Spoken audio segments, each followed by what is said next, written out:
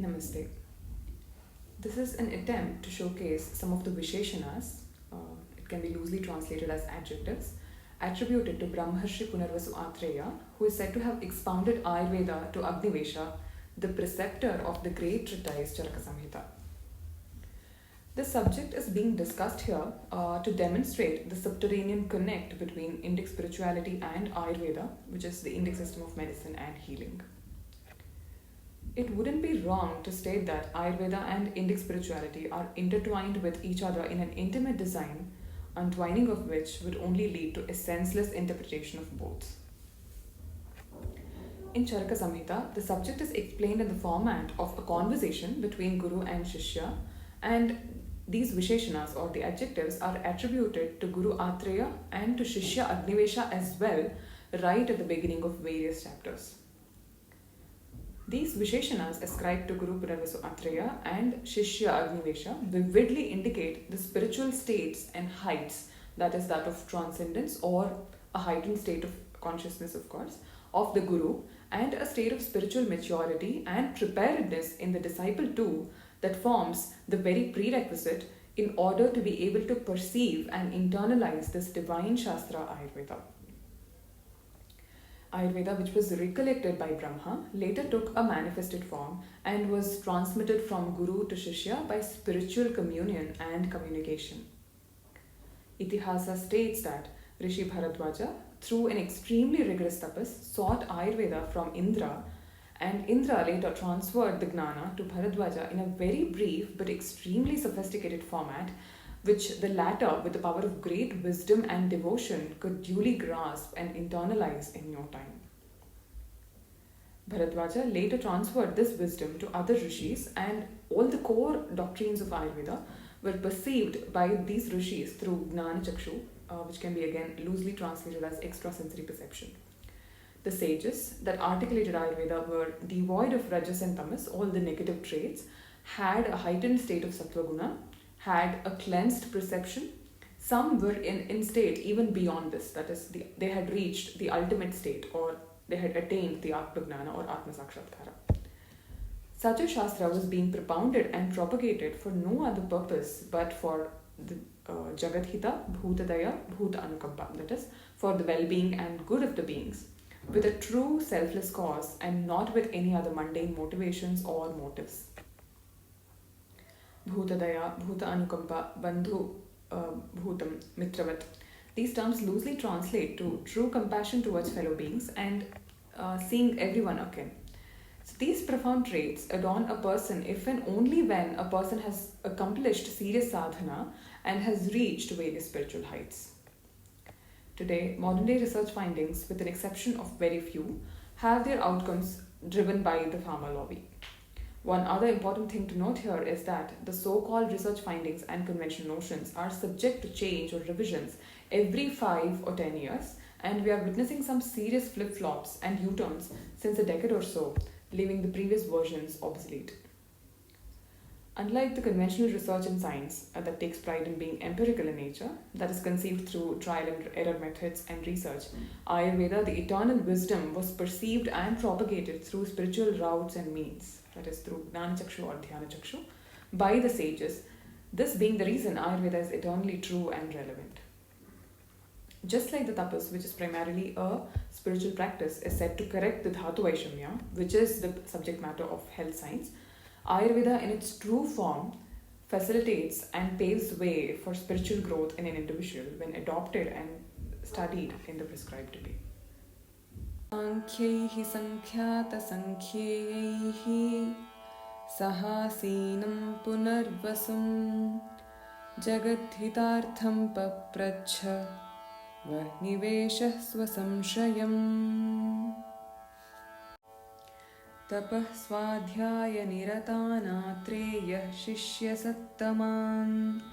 Shadagnivesha Pramukhanuktavan Parichodayan Pura Pratyaksha Dharmanam Bhagavantam Punarvasum Sametanam Maharshinam Pradurasidiyam Katha Ete Shrutavayo Vriddha जितात्मानो महर्षयः वने चैत्ररथे रम्ये समीयुर्विजिहीर्षवः इत्यग्निवेशस्य वचः श्रुत्वा मतिमतां वरः सर्वं यथावत् प्रोवाच प्रशान्तात्मा पुनर्वसुः विज्वरं ज्वरसन्देहं पर्यपृच्छत् पुनर्वसुं विविक्ते शान्तमासीनम् अग्निवेशः कृताञ्जलिः विहरन्तं जितात्मानं पञ्चगङ्गे पुनर्वसुं प्रणम्योवाच निर्मोहम् अग्निवेशोऽग्निवर्चसम् सर्वप्रजानां पितृवत्शरण्यः पुनर्वसुर्भूतभविष्यदीशः चिकित्सितं गुल्मनिबर्हणार्थं प्रोवाच सिद्धं वदतां वरिष्ठः निर्मोहमानानुशयो निराशः पुनर्वसुर्ज्ञानतपो विशालः कालेऽग्निवेशाय सहेतुलिङ्गान् उवाच मेहान् शमनं च तेषां बुद्धिस्मृतिज्ञानतपो निवासः पुनर्वसुः प्राणभृतां शरण्यः उन्मादहेत्वाकृतिभेषजानि कालेऽग्निवेशाय शशंस पृष्टः उदारकीर्तिर्ब्रह्मर्षिः आत्रेयः परमार्थवित् क्षतक्षीणचिकित्सार्थमिदमाह चिकित्सितम् सिद्धविद्याधराकीर्णे कैलासे नन्दनोपमे तप्यमानं तपस्तीव्रं साक्षाद्धर्ममिव स्थितम् आयुर्वेदविदां श्रेष्ठं भिषग्विद्याप्रवर्तकं पुनर्वसुं जितात्मानम् अग्निवेशो ब्रवीद्वचः वेदलोकार्थतत्त्वज्ञम् आत्रेयं ऋषिमुत्तमम् अपृच्छत् संशयं धीमान् अग्निवेशः कृताञ्जलिः तपसा यशसा धृत्या धिया च परयान्वितः आत्रेयः कासशान्त्यर्थं प्राह सिद्धं चिकित्सितम् भगवन्तं खल्वात्रेयं कृताह्निकं हुताग्निहोत्रम् आसीनं ऋषिगणपरिवृतम् उत्तरे हिमवतः पार्श्वे विनयाद् उपेत्याभिवाद्य च अग्निवेश उवाच यशस्विनं ब्रह्मतपोद्युतिभ्यां ज्वलन्तमग्न्यर्कसमप्रभावं पुनर्वसुं भूतहिते निविष्टं पप्रच्छ शिष्योत्रिजमग्निवेशः कैलासे किन्नराकीर्णे